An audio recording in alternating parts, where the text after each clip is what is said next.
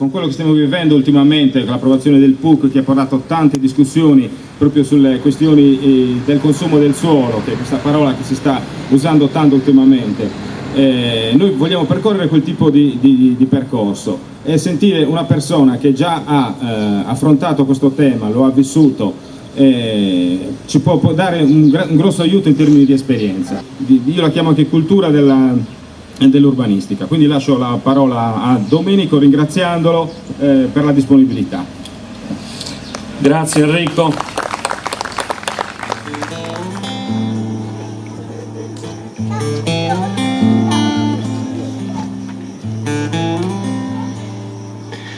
In questo lungo viaggio mi sono ritrovato addosso questa fascia. Non è solo un pezzo di stoffa, è un privilegio che altri mi hanno dato. Nella sola Lombardia si consumano 117.000 metri quadri al giorno di suolo agricolo, 7 volte Piazza del Duomo ogni giorno. In Italia sono 500 i chilometri quadrati che nel 2010 abbiamo seppellito. Occorreva dire, e l'abbiamo detto, stop al consumo di territorio. Per noi dire basta al consumo di territorio ha significato misurarci con la necessità di pareggiare il bilancio senza gli oneri di urbanizzazione. Non si costruisce più sui terreni agricoli e sui terreni vergini. Si recupera solo ciò che già esiste. Mi mancano 200.000 euro per pagare le utenze, per fare la manutenzione del verde.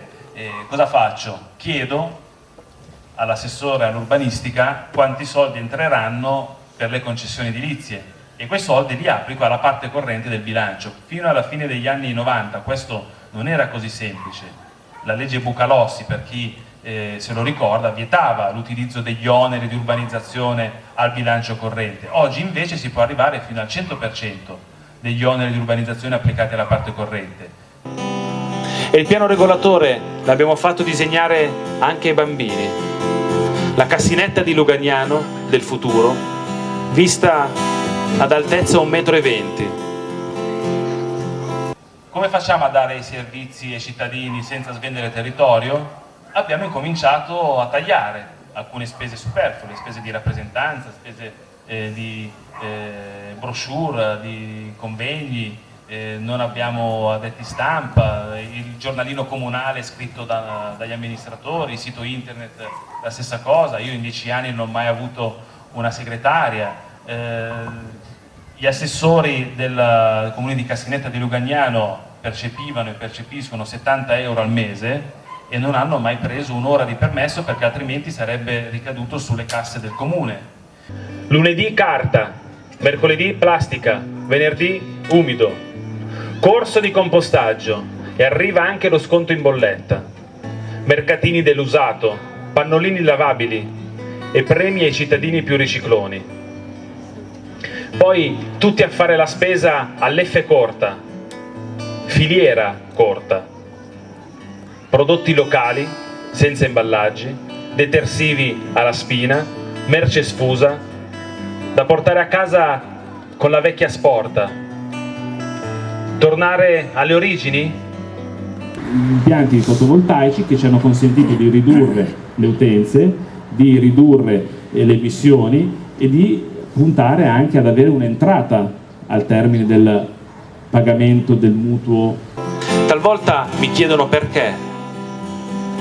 Perché l'abbiamo fatto? Perché come tutti gli amministratori d'Italia, come tutti i sindaci, si è giurato sulla Costituzione e ho giurato in nome e per conto della comunità e del pezzo di terra d'Italia che ho avuto l'onore di amministrare.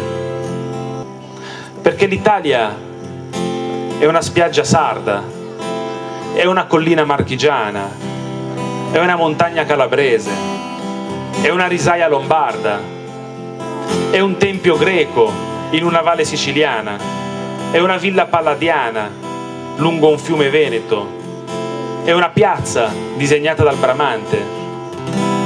Per quelli che ancora non l'hanno fatto, oggi è giunto il momento di uscire allo scoperto, a viso aperto, e sporcarsi le mani per liberare il nostro paese dal fango che lo sta soffocando.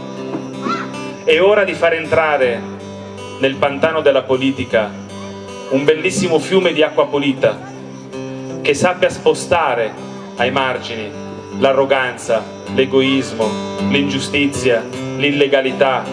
Noi dobbiamo trovare con pazienza una strada nuova, perché esiste la strada che ci porta ad un'altra Italia in un nuovo mondo possibile. Sto venendo! Che meraviglia, l'acqua non nasce nella bottiglia. Che meraviglia, l'acqua non nasce nella bottiglia.